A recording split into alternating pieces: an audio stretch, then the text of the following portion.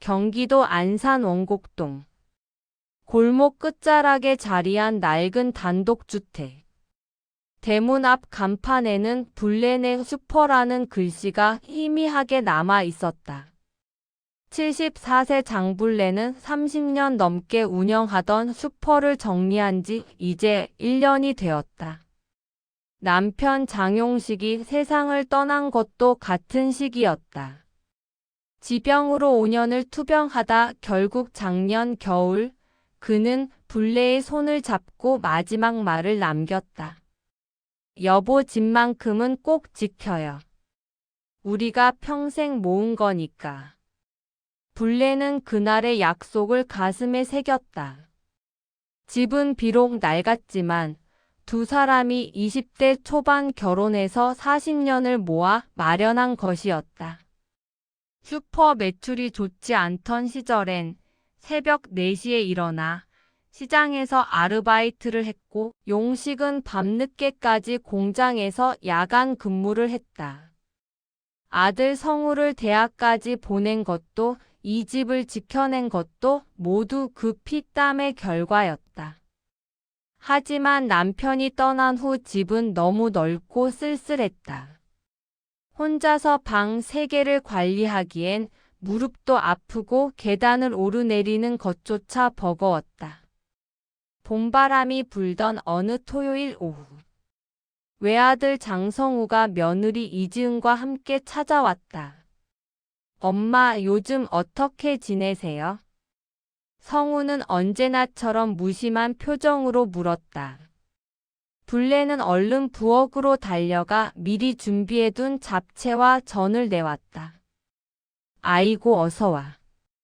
밥은 먹었니? 엄마, 저희 먹고 왔어요. 괜히 준비하셨네. 며느리 지은은 짧게 대답하고는 스마트폰만 들여다봤다. 맞벌이 직장인인 그녀는 항상 바빴다. 결혼 15년 동안 불레에게 살갑게 굴어본 적은 거의 없었다. 근데 엄마, 요즘 혼자 사시기 힘드시죠? 성우가 조심스럽게 말을 꺼냈다. 아니야, 괜찮아. 내 아빠 유골함이랑 같이 있으니까 외롭진 않아. 그게 아니라 집 관리 말이에요. 보일러도 고장나고 지붕도 새는 거 보셨잖아요. 그건 동네 철물점 아저씨가 고쳐줬어. 엄마, 그렇게 임시방편으로 사시면 안 돼요.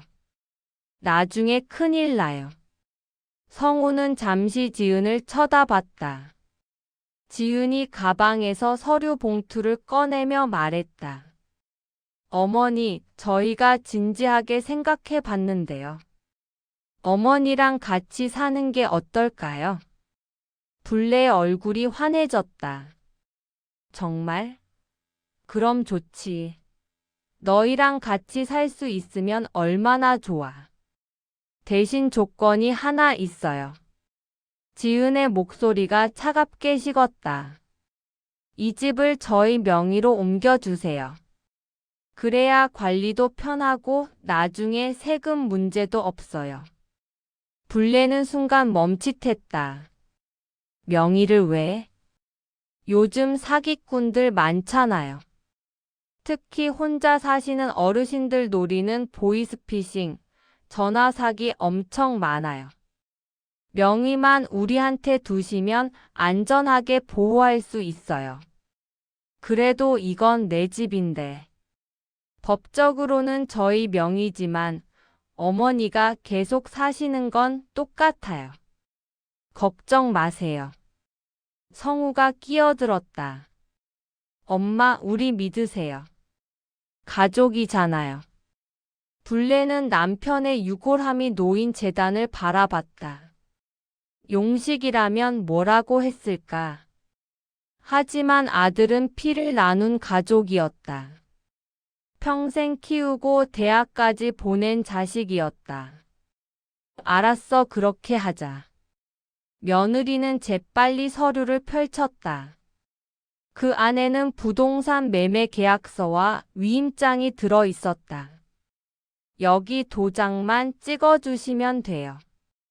불레는 떨리는 손으로 도장을 찍었다. 그 순간 가슴 한편이 무겁게 내려앉는 느낌이었다. 일주일 후 불레는 작은 집만 챙겨 아들 부부의 아파트로 이사했다.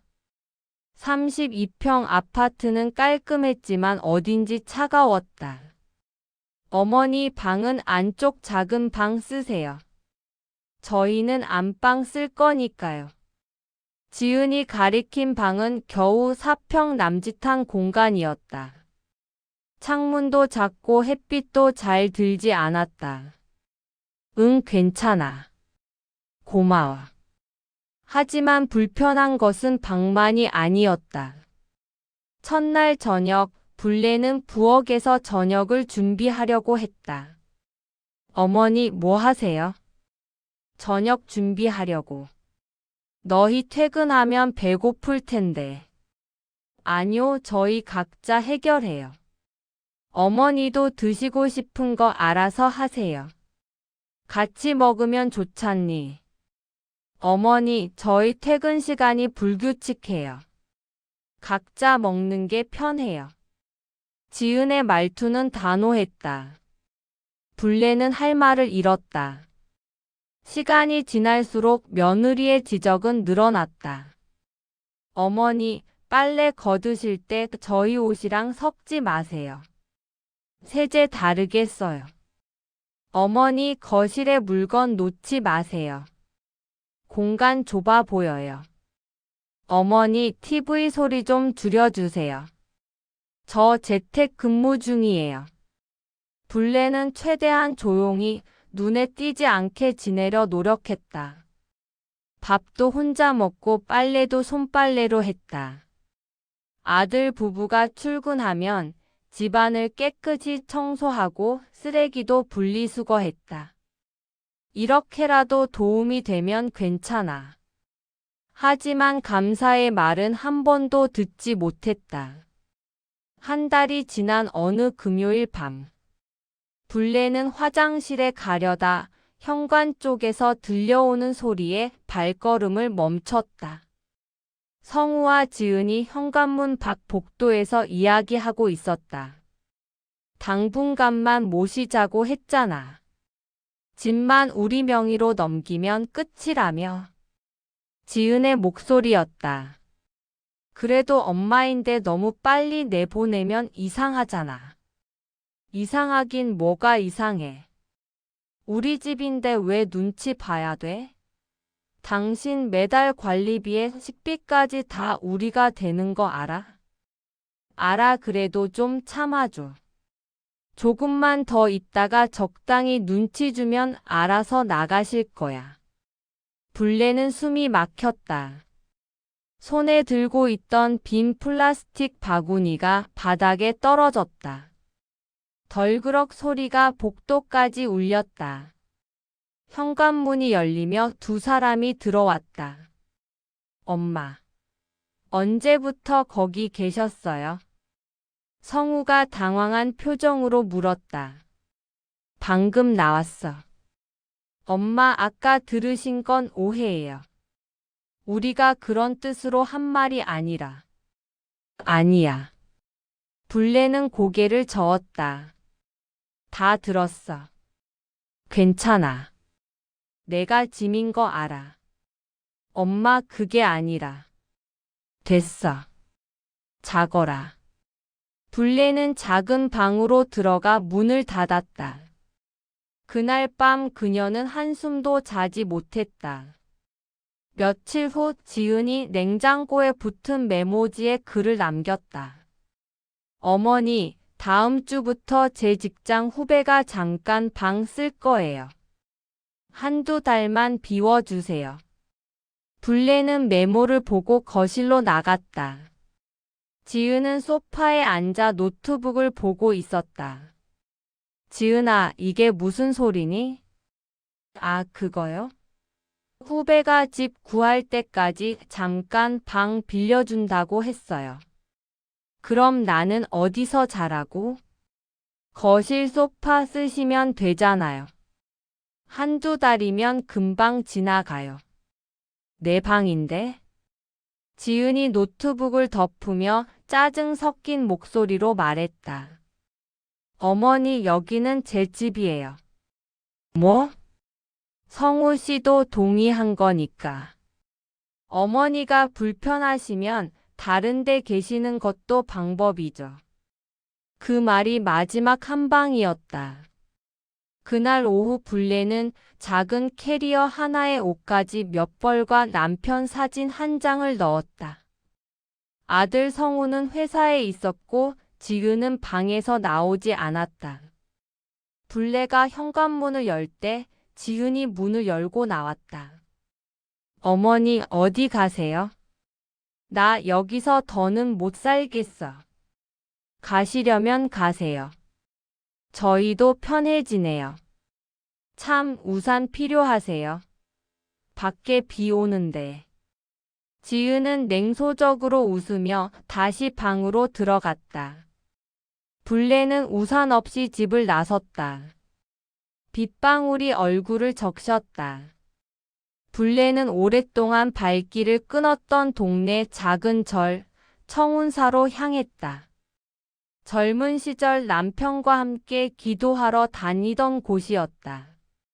보살님, 오랜만이십니다. 주지 스님, 해안 스님이 반갑게 맞아주었다. 스님, 하룻밤만 묵게 해주실 수 있을까요? 무슨 일이세요? 블레는 그간의 일을 털어놨다. 해안 스님은 조용히 듣고 있다가 말했다. 보살님, 법당 옆 공양간에 방 하나 있습니다. 거기서 지내시면서 일손 도와주시면 돼요. 고맙습니다, 스님. 그날 밤 블레는 절 공양간 작은 방에서 휴대폰을 꺼냈다. 인터넷 검색창에 부동산 등기 부등본 조회를 입력했다. 화면에 나타난 문서를 보는 순간 그녀는 주저앉았다. 소유자 장성우, 이지은. 등기 원인 매매. 등기 날짜 2024년 3월 15일.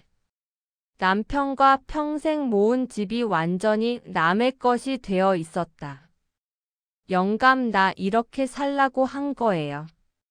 블레는 남편의 사진을 꺼내 들고 눈물을 흘렸다.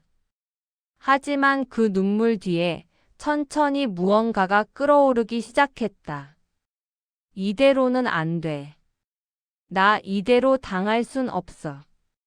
다음 날 아침 해안 스님이 낡은 노트북을 가져왔다. 보살님, 이거 쓰세요. 요즘 세상은 정보가 힘입니다. 블레는 생전 처음으로 인터넷 검색을 본격적으로 시작했다. 부동산 사기 사례, 사문서 위조, 인감증명 대리 발급, 노인 재산 편취. 검색 결과는 충격적이었다. 자신과 비슷한 사례가 수십 건이나 있었다. 그리고 대부분 가족에 의한 범죄였다. 나만 당한 게 아니구나. 블레는 다음날 안산시 원곡동 주민센터를 찾아갔다. 인감증명 발급 내역 좀 확인하고 싶은데요. 직원이 컴퓨터를 확인했다. 어르신, 3월 15일에 한 번 발급되셨네요. 3월 15일요? 제가 그날 여기 온 적 없는데요. 네? 그럼 대리인이 신분증 가져와서 발급 받으셨을 텐데요. 대리 발급이요? 네, 보호자 확인서랑 신분증 사본 있으면 가능해요. 블레의 머릿속이 복잡해졌다. 자신은 그날 집에 있었다. 인감증명을 발급받은 적도 며느리에게 신분증을 준 적도 없었다. 혹시 그날 CCTV 영상 남아있나요? 죄송한데 그건 개인정보라 함부로 못 보여드려요. 경찰 조사 있으면 가능하고요. 알겠습니다. 불레는 주민센터를 나와 곧장 은행으로 향했다. 원곡동 새마을 금고. 불레는 창구 직원에게 말했다. 제 명의로 된 부동산 거래 서류 사본 좀 받고 싶어요. 신분증 주세요. 서류가 출력되었다. 불레는 서류를 받아 들고 천천히 확인했다. 부동산 매매 계약서. 매도인 장불레. 매수인 장성우 이지은. 매매 대금 2억 3천만 원. 그런데 서명란의 글씨체가 이상했다. 이건 내 글씨가 아닌데. 불레의 필체는 세로로 긴 편이었다. 하지만 서류의 서명은 가로로 눌린 듯한 모양이었다. 직원님, 이 서명 좀 보세요. 이거 제 글씨 아닌 것 같은데요. 창구 직원이 서류를 자세히 들여다봤다. 어르신, 이거 좀 이상한데요? 사문서 위조 의심되면 경찰 상담 받아보셔야 해요. 그 말이 불레에게 확신을 줬다. 내가 틀리지 않았어. 불레는 안산시 노인복지관에 있는 무료 법률 상담소를 찾아갔다. 상담을 맡은 변호사는 40대 중반의 여성 최은정 변호사였다. 어르신, 상황 설명 좀 해주세요. 불레는 처음부터 끝까지 차근차근 이야기했다. 최 변호사는 메모를 하며 고개를 끄덕였다. 어르신, 이건 명백한 재산 편취 사건입니다. 그럼 제가 집을 되찾을 수 있나요? 충분히 가능합니다. 지금 상황을 정리해 볼게요. 최 변호사는 노트에 정리를 시작했다. 1. 인감증명 대리 발급 의혹. 2. 서명 위조 가능성. 3. 매매 대금 미입금 증여세 회피 목적 의심. 4. 심리적 압박을 통한 강요된 계약. 이 4가지만 입증하면 소송에서 이길 수 있어요. 근데 변호사님, 저 돈이 없어요. 걱정 마세요. 법률구조공단에서 무료 소송 지원 받을 수 있어요. 제가 도와드릴게요. 불레는 처음으로 희망을 느꼈다. 변호사님, 정말 고맙습니다. 어르신, 이건 감정 문제가 아니에요. 권리 문제입니다. 억울해서 우는 게 아니라 싸워서 이기셔야 해요. 불레는 손을 꽉 쥐었다. 그래. 나는 이길 수 있어. 한 달 후 불레는 정식으로 소송을 제기했다. 사건명 소유권 이전 등기 말소 청구. 원고 장불레. 피고 장성우 이지은. 소장이 접수되자 아들 부부는 당황했다. 성우가 절로 찾아왔다. 엄마, 이게 무슨 짓이야? 우리 고소한 거야? 너희가 먼저 나를 속였잖니. 엄마, 오해야. 우리가 언제 속였어? 인감증명 대리로 발급받고 내 서명 위조한 것도 오해니? 성우는 말문이 막혔다. 엄마, 그건. 됐어. 이제 법정에서 보자. 재판은 3개월간 진행되었다. 1차 재판. 검사 피고 측은 원고의 인감증명을 어떻게 발급받았습니까? 지은 어머니께서 거동이 불편하셔서 제가 대리로 발급받았습니다. 검사, 원고의 위임장이 있습니까? 지은 구두로 허락받았습니다. 2차 재판 마이너스 필적 감정. 감정인 원고의 평소 필체와 서류상 서명은 현저한 차이가 있습니다. 위조 가능성이 매우 높습니다. 3차 재판 마이너스 매매 대금 입증. 검사 2억 3천만 원의 매매 대금은 어디서 나왔습니까? 성우 저희가 직접 준비한 게 아니라. 검사 그럼 입금 내역이 있습니까? 성우 없습니다. 검사 즉 매매가 아닌 증여를 위장한 것 아닙니까? 재판정의 분위기는 점점 원고에게 유리하게 흘러갔다. 마침내 판결일이 왔다. 판사는 차분하게 판결문을 읽었다. 피고 장성우, 이지은은 원고 장불레의 의사에 반하여 부동산 소유권을 이전하였으며 이 과정에서 인감증명 부정 발급 및 사문서 위조 정황이 확인되었다. 따라서 본 재판부는 다음과 같이 판결한다. 1. 부동산 소유권 이전 등기를 무효로 한다. 2. 피고는 원고에게 위자료 1천만 원을 지급하라. 3. 사문서 위조 및 행사 혐의에 대해 형사사건으로 송치한다. 쾅. 판사의 망치 소리가 울렸다. 지은은 그 자리에서 주저앉았다. 이럴 수가 어머니가 정말 이렇게까지 할 줄은. 불레는 냉정하게 대답했다. 나는 내 어머니가 아니다. 나는 나를 지키는 사람이다. 판결 후 3개월이 지난 여름. 불레는 다시 원곡동 집으로 돌아왔다. 낡은 대문, 삐걱거리는 계단, 좁은 마당. 하지만 이 모든 것이 그녀에게는 세상 어디보다 소중했다. 아, 우리 집이다. 불레는 마당에 앉아 따뜻한 햇살을 느꼈다. 성우는 사문서 위조 혐의로 벌금 500만 원과 사회봉사 200시간을 선고받았다. 회사에서도 이 사실이 알려져 감봉 처분을 받았다. 지은은 친정 가족들에게조차 외면당했다. 시어머니를 속여 재산을 빼앗으려 했다는 소문이 퍼지면서 직장 내에서도 따가운 시선을 받았다. 두 사람은 결국 아파트를 팔고 더 작은 집으로 이사했다.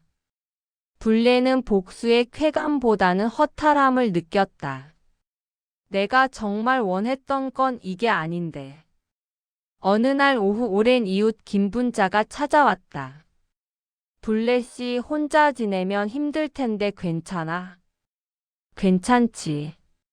이제는 남에게 의지할 생각 없어요. 그래도 외롭지 않아? 외롭지. 근데 무서운 건 외로움이 아니라 내가 나를 잃어버리는 거더라고. 분자는 불레의 손을 꼭 잡았다. 불레 씨, 당신 정말 대단해. 나이 들수록 싸우는 게 무서워지는데 당신은 끝까지 싸웠잖아. 아니야.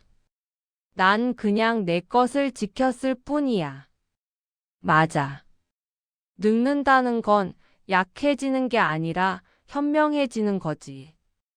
그 말이 불레의 가슴에 따뜻하게 스며들었다. 그날 밤 불레는 작은 공책에 일기를 썼다. 2024년 10월 3일. 오늘 김분자 씨가 찾아왔다. 혼자 사는 게 외롭냐고 물었다. 외롭다고 대답했다. 하지만 이제는 두렵지 않다. 진짜 보호자는 가족이 아니라 흔들리지 않는 내 마음이라는 걸 깨달았다. 용식아, 미안해. 내가 지키라던 집 한 번 빼앗겼었어. 하지만 다시 찾아냈어. 이제는 내가 지킬 수 있어. 창밖으로 가을 바람이 불어왔다. 불레는 남편의 유골함 앞에서 조용히 합장했다. 영감, 이제 걱정 말아요. 나 혼자서도 잘 살 수 있어요. 겨울이 지나고 다시 봄이 왔다. 불레는 집 앞 작은 공터에 텃밭을 가꾸기 시작했다. 상추, 고추, 토마토. 흙을 만지며 땀 흘리는 시간이 그녀에게는 치유였다. 블레씨 오늘도 열심히네. 이웃 주민들이 하나둘 인사를 건넸다. 김 선생님, 상추 좀 가져가세요. 아이고 고마워요. 블레는 이웃들과 나누는 삶이 얼마나 따뜻한지 새삼 느꼈다. 어느 날 우편함에 편지 한 통이 도착했다. 발신인 장성우. 블레는 한참을 망설이다 봉투를 열었다. 엄마 편지 쓰는 게 얼마만인지 모르겠네. 사실 이 편지를 쓸 자격이 내게 있는지도 모르겠어. 엄마한테 한 짓을 생각하면 나는 정말 최악의 인간이야. 변명하고 싶지 않아. 내가 잘못했어. 돈이 급했다는 것도 지은이 부추겼다는 것도 다 변명일 뿐인 거 알아. 엄마를 배신한 건 결국 나니까. 용서해달라고 하지 않을게. 그럴 자격도 없지. 다만 한 가지만 말하고 싶어. 엄마 끝까지 싸워줘서 고마워. 그 덕분에 나는 내가 얼마나 비겁한 인간인지 알게 됐어. 엄마 건강해야 해. 언젠가 제대로 된 사람이 되면 그때 다시 얼굴 보러 갈게. 아들 성우 올림. 블레는 편지를 접었다. 눈물이 나올 것 같았지만 흘리지 않았다. 용서는 아직 이르다. 하지만 언젠가는. 그녀는 편지를 서랍 깊숙이 넣어두었다. 몇 달 후 블레는 안산시 노인복지관에서 강연을 요청받았다. 어르신의 사례가 많은 분들에게 도움이 될 것 같아요. 한번 경험담 말씀해 주실 수 있을까요? 처음에는 부끄러웠지만 블레는 용기를 냈다. 강연장에는 60대에서 80대까지 어르신 50여 명이 모였다. 안녕하세요. 저는 장블레입니다. 블레는 떨리는 목소리로 자신의 이야기를 시작했다. 집을 빼앗긴 이야기. 절망했던 순간들. 다시 일어선 과정. 청중들은 숨죽이며 들었다. 여러분, 나이가 들면 우리는 자꾸 작아집니다. 블레의 목소리가 힘을 얻었다. 자식한테 짐이 될까봐, 며느리한테 미움받을까봐, 세상에 혼자 남을까봐. 우리는 두려워합니다. 하지만 제가 깨달은 건 가장 무서운 건 외로움이 아니라 나 자신을 잃어버리는 거였습니다. 청중 사이에서 훌쩍이는 소리가 들렸다. 여러분, 우리의 권리를 지킵시다. 나이가 많다고 권리가 없는 게 아닙니다. 가족이라고 무조건 믿어야 하는 것도 아닙니다. 의심하는 게 나쁜 게 아닙니다. 나를 지키는 게 이기적인 게 아닙니다. 강연이 끝나자 많은 어르신들이 블레에게 다가왔다. 저도 비슷한 일 겪었어요. 저는 아직 집이 있는데 아들이 자꾸 명예 이전하자고 해요. 용기 주셔서 감사합니다. 블레는 한 분 한 분의 손을 잡아주었다. 강연이 끝나고 최은정 변호사가 찾아왔다. 어르신 정말 멋진 강연이었어요. 변호사님 덕분에 제가 여기 서 있을 수 있었어요. 아니에요. 어르신이 포기하지 않으셨기 때문이에요. 최 변호사가 명함을 한 장 내밀었다. 어르신, 제가 노인 인권 상담 프로그램을 준비 중인데요. 자원봉사자로 함께 해주실 수 있을까요? 어르신의 경험이 많은 분들에게 힘이 될 거예요. 블레는 명함을 받아들었다. 제가 도움이 될 수 있을까요? 물론이죠. 어르신은 이미 수많은 사람들에게 희망을 주셨어요. 불레는 고개를 끄덕였다. 그럼 제가 도울 수 있는 일이라면 하겠습니다. 시간은 빠르게 흘렀다. 불레는 이제 노인복지관에서 주 2회 자원봉사를 하며 비슷한 처지의 어르신들을 돕고 있었다. 집은 조금씩 수리했다. 보일러도 새로 놓고 지붕도 보수했다. 남편의 보험금 일부를 사용한 것이었다. 이제 이 집은 정말 내 거야. 불레는 남편의 사진에 미소 지었다. 어느 날 저녁 휴대폰이 울렸다. 발신자 이지은. 불레는 잠시 망설이다 전화를 받았다. 여보세요. 어머니. 지은의 목소리는 떨리고 있었다. 저 이지은입니다. 알아.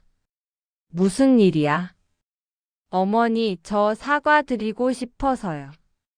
제가 정말 잘못했어요. 어머니를 사람으로 대하지 않았어요. 그냥 걸리적거리는 존재로만 봤어요. 불레는 아무 말도 하지 않았다. 저 이혼했어요. 성호 씨랑. 성호 씨는 제 탓이라고 했어요. 제가 부추겼다고. 근데 그게 맞는 것 같아요. 그래서 용서받고 싶어서 전화한 건 아니에요. 그럴 자격 없는 거 알아요. 그냥 제가 한 짓이 얼마나 나쁜 것인지 이제야 알게 됐어요. 불레는 한숨을 쉬었다. 지은아. 내 어머니. 용서는 아직 이르다. 하지만 내가 진심으로 뉘우치고 있다면 언젠가는 그날이 올 수도 있겠지. 감사합니다. 대신 조건이 있어. 말씀하세요. 다시는 나를 어머니라고 부르지 마. 나는 내 어머니가 아니야. 알겠습니다. 전화가 끊겼다. 불레는 창밖을 바라봤다. 용서란 게 뭘까? 그녀는 아직 답을 내리지 못했다. 2년이 지난 어느 봄날. 불레는 집 앞 텃밭에서 상추를 따고 있었다. 할머니. 동네 아이들이 달려왔다. 할머니, 오늘도 공부방 열어요? 그럼 3시에 와. 간식 준비해놨어.